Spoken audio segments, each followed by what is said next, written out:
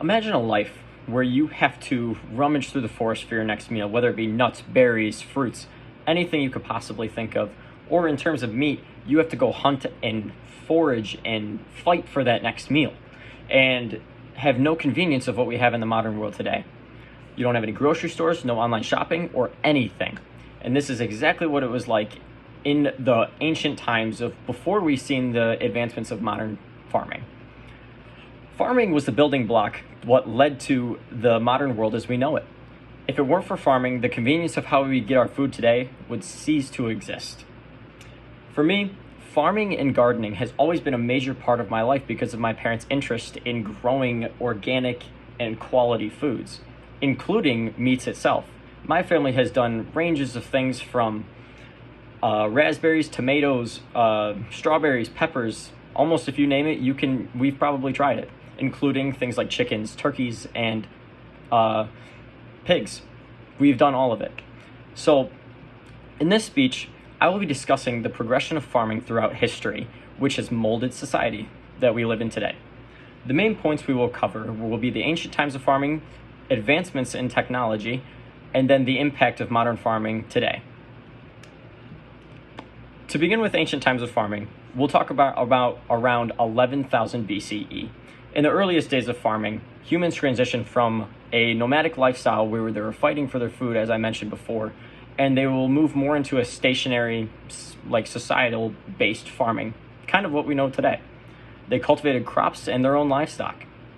And as reported by World Atlas, a few of the main crops that they grew would include things like wheat, barley, lentils, peas, chickpeas, bitter vetch, and flax.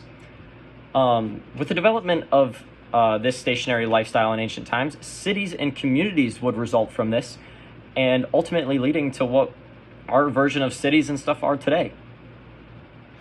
Now, going into the advancements in technology, around 1700s through 1900s, we'll talk a little bit about the Industrial Revolution and the Agricultural Revolution on how it improved the lives of farming.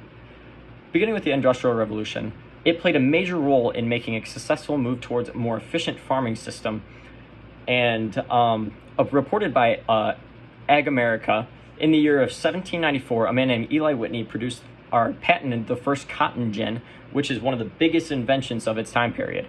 It revolutionized the speed of the production of cotton, ultimately leading to its success in becoming one of the biggest cash crops in U.S. history. During the Agricultural Revolution, also reported by Ag America, another major invention was the creation of the first gasoline-powered engine that could move forwards and backwards. The older version of what we would call a tractor today. The man credited with this feat was a man by the name of John Froelich. He invented this in 1892 during the Second Agricultural Revolution. Finally, I want to go into a little bit of the technologies of modern farming and the impact it has on the world environmentally. We have made many technological advancements, whether it be the uses of chemicals or like new technologies from like things that we wouldn't have thought to bring up even 100 years ago. One of the newest technologies that we see progressing today is called precision farming. Precision farming is the use of GPS and automation to make farms as efficient as possible. Examples of this could be like tractors using an automated process in them to precisely plant their fields and collect data about their fields. And also another example is dairy farmers using this technology to get data on their milk or cheeses or whatever they're producing to know that it's at the absolute most optimum quality. And as reported by the U.S. Government Accountability Office, there are a few states that have over 50% of their farms using this new technology. Those states include North Dakota, South Dakota, Nebraska, Iowa, and Illinois. And all other states in the U.S. actually use this technology, but just maybe not as much as those states I just mentioned. Finally, I want to move into the impact of how this new technology has possibly harmed our environment a little bit. new tech is not always beneficial when it comes to farming. And this can be exactly proven by the amount of deforestation and poor soil quality we've seen popping up all over the U.S. and its farmlands.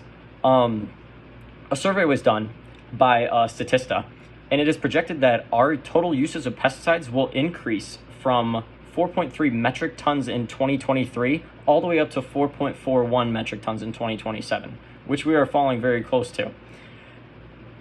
This number will most likely continue to exponentially grow because of something called soil resistance, which will basically mean that the soil will get used to this new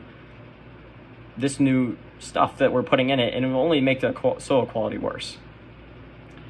In conclusion, from the origins of farming in ancient times to modern agriculture, the changes in our techniques ultimately led to how our lifestyles have been shaped today.